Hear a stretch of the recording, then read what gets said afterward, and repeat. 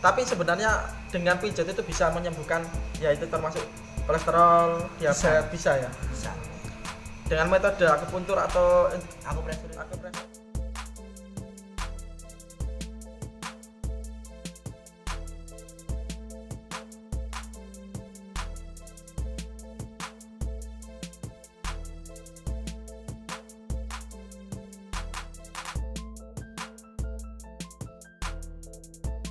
Halo, assalamualaikum Lur.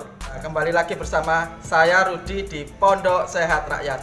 Lur, kali ini saya lagi ngobrol-ngobrol dengan teman. Nanti biar kenalan dulu. Namanya siapa Mas? Mas Sulis. Mas Sulis. Mas Sulis. Jadi kebetulan kita lagi ngobrol-ngobrol tentang Akupuntur sama akupresur itu ya. akupuntur sama akupresur. Ya. Oke. Di sini Mas Sulis ini profesinya sebagai apa Mas? Tukang pijat. Kalau Jadi untuk di dunianya itu ada yang masir masas. masir massage, Tapi kalau di ilmu pijat pengobatan itu namanya terapis. terapis. Tapi sangat profesional sekali Lur, mulai dari teori sampai prakteknya sangat mengasah sekali gitu ya. Nah, kali ini terkait tentang tema yang tadi soal perbedaan soal apa Mas? Pemahaman Akupresur sama akupuntur. akupresur sama akupuntur. Nah, itu bedanya apa Mas? Bedanya begini, kalau menurut ilmu Ya. yang memang ada, Eh, itu kalau akupresur itu lebih cenderung pijatan menggunakan jari-jari atau bisa dibantu dengan alat yang tumpul. ya. Itu akupresur. Tapi kalau akupuntur itu menggunakan jarum, dan jarumnya pun nggak sembarang jarum. Itu ada jarum khusus untuk akupuntur. Dan semua itu pasti dilandasi dengan ilmu meridian. Meridian. Berarti ibaratnya kalau akupuntur tadi titik-titik mana itu enggak sembarangan gitu ya. Enggak, jadi memang itu benar-benar itu harus akurat. Akurat ya. Jadi berapa jul. Dan dia itu pun sebagai terapis harus paham fungsi, indikasinya apa ya kan? Ya. Nah, fungsinya untuk menguatkan, melemahkan, dan bertujuan untuk apa itu harus paham kalau terapis. Oke. Contohnya gimana Mas? Misalkan sakit kepala gitu. Nah, kalau sakit kepala Ya.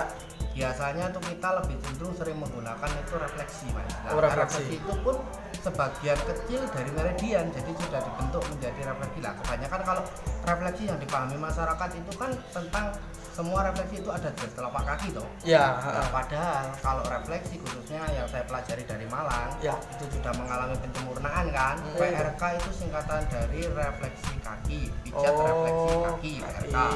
Kalau PRT pijat refleksi tubuh, pijat refleksi tubuh. Kalau PR apa? TN. TN Nah, itu pijat refleksi tangan. pijat refleksi. Jadi itu ada bagiannya masing-masing. bagiannya masing-masing ya. Tapi kalau yang dikenal memang dari umum, refleksi itu lebih cenderung ke telapak kaki. Oke. Kembali lagi tadi ke soal akupuntur sama Akupresur. akupresur. Kalau titiknya sama? Titik-titiknya insya Allah sama. Sama ya.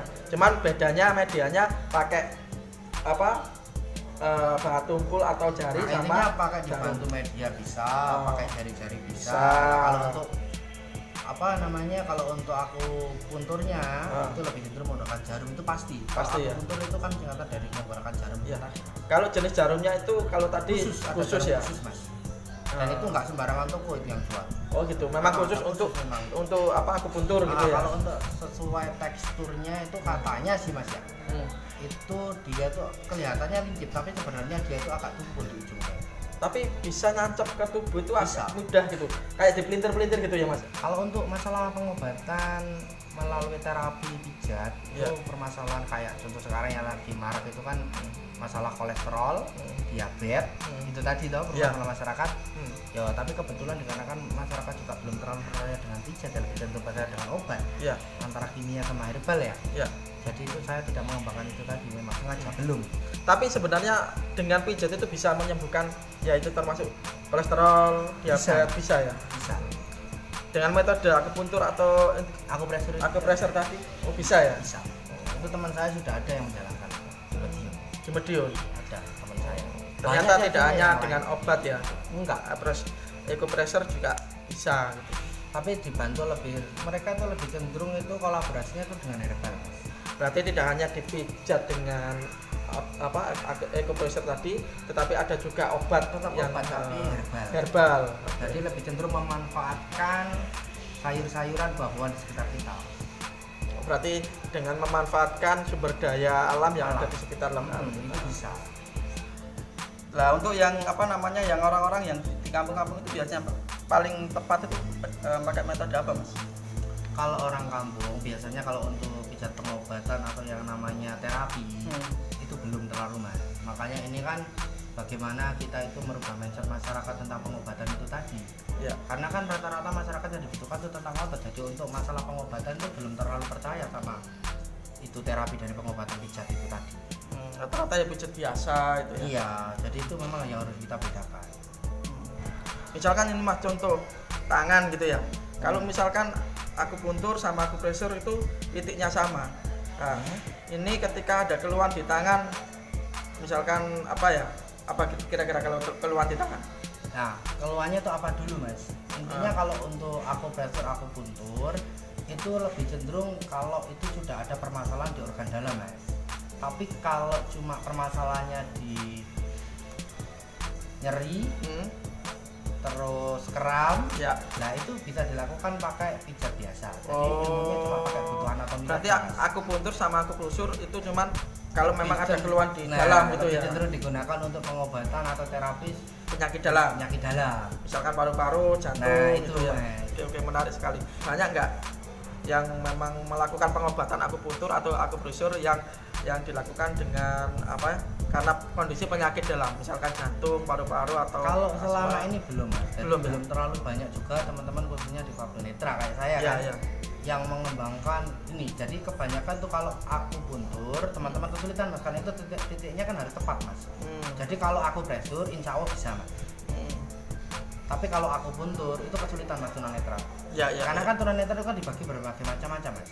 Ada yang low vision, ada yang total. Ya. Kalau low vision insya Allah masih bisa, tapi kita tanyakan dulu low visionnya seberapa.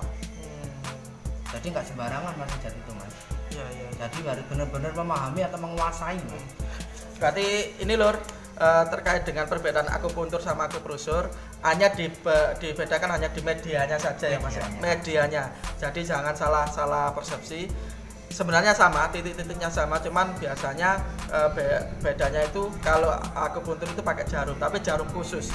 Yang itu tentunya ada di toko-toko tertentu Mas ya. Iya. Dan tidak sembarangan, dan itu jarumnya ternyata bukan tajam tetapi agak tumpul gitu ya. Itu ada jarum khususnya. Jarum khusus. Terus akupresur itu bisa pakai jari, ya, intinya benda tumpul atau benda tumpul. Biasanya ada yang pakai kayu, besi. Nah, sekarang kan banyak Mas dijual alat-alat untuk pijat refleksi. Ya. Nah, itu tadi biasanya pakai itu. Pakai itu. Tapi fungsinya sama. Tetapi yang perlu kita pastikan di sini adalah fungsinya dari akupuntur sama akupresur itu untuk mengobati penyakit-penyakit dalam. Penyakit dalam. Tapi kalau misalkan untuk pegel, nyeri-nyeri, cukup dengan pijatan massage atau anatomi itu ya. Itu anatomi kan ilmu pendukung. Oh, anatomi pondasinya. Tetapi untuk yang misalkan pijat biasa, nyeri dan lain-lain itu pijat biasa itu ya. Biasa. Cukup itu. Lur, itu bedanya akupuntur sama akupresur. Tentunya sangat menarik biar ini apa namanya masyarakat tahu dan paham bedanya itu biar nggak salah mengartikan gitu ya Mas. Iya, intinya kan kita harus edukasinya dulu kita berikan, setelah itu kita lakukan pengobatan kan. Oke. Karena selama ini kan memang warga masyarakat itu kurang memahami. Dan banyak juga yang sok tahu gitu Mas. Nah, benar. Oke, kira-kira pesannya apa Mas Sulis terkait dengan tema kita hari ini yaitu tentang akupuntur sama akupresur tadi? Nah, kalau untuk pesan saya sih diharapkan untuk semua orang itu apabila panjenengan sedaya kok melakukan menuju entah itu apa rumah pijat ataupun itu klinik. Nah, diharapkan sampean itu benar-benar tahu tujuannya itu untuk apa dan buat apa. Berarti harus tahu dulu keluhan sakitnya apa dulu gitu ya. Jangan hanya nyeri, datang nyeri, tetapi tetap ada keluhan harus disampaikan betul biar nggak salah gitu ya. Intinya itu komunikasi antara si masyhur atau si terapis itu dengan si klien atau pasien itu tadi. Oke. Berarti intinya itu Lur, jangan sampai salah komunikasi. Pinginnya itu sembuh, pinginnya itu sehat, pinginnya itu apa namanya nggak sakit, ternyata gara-gara salah komunikasi malah bukannya malah sembuh malah tambah sakit gitu loh. Bukan salah yang mijat, bukan salah yang yang akupuntur atau akupresur, tetapi bisa jadi salah kurangnya komunikasi dan salahnya menyampaikan keluhan gitu loh. Oke lur, sekian dulu untuk tema kali ini. Nanti kita sambung lagi untuk tema-tema berikutnya karena ini Mas Sulis sangat luar biasa sekali, teman pijat yang memang kondisinya netra Mas ya. Iya, dan netra. Posisinya di mana Mas untuk prakteknya? Kalau saya tempat praktek belum ada, saya cuma baru panggilan-panggilan gitu. Oh, panggilan-panggilan, tetapi sudah kemana-mana Mas ya? Alhamdulillah. Dalam satu hari berapa orang Mas? Kalau untuk satu hari minimal itu 3 orang, berarti satu bulan sampai 100 orang gitu Mas ya? Alhamdulillah kalau untuk omset saya setiap bulannya itu sudah menembus angka 100 orang lur dalam satu bulan. Nah itu minimal gitu ya, artinya bisa lebih dari itu. Oke lur, sekian dulu. Jangan lupa subscribe, like, dan komennya karena ini channel Pondok Sehat Rakyat sangat mengedukasi dan menginspirasi. Tentunya dengan informasi yang saya terima dari Mas Sulis ini juga bisa bermanfaat untuk masyarakat secara umum gitu ya. Terima kasih Mas Sulis ya. Cukup sekian dulu dari kami. Salam Pondok Sehat Rakyat. Sehat, sehat, sehat, bugar. Makasih. Tidak, Mas.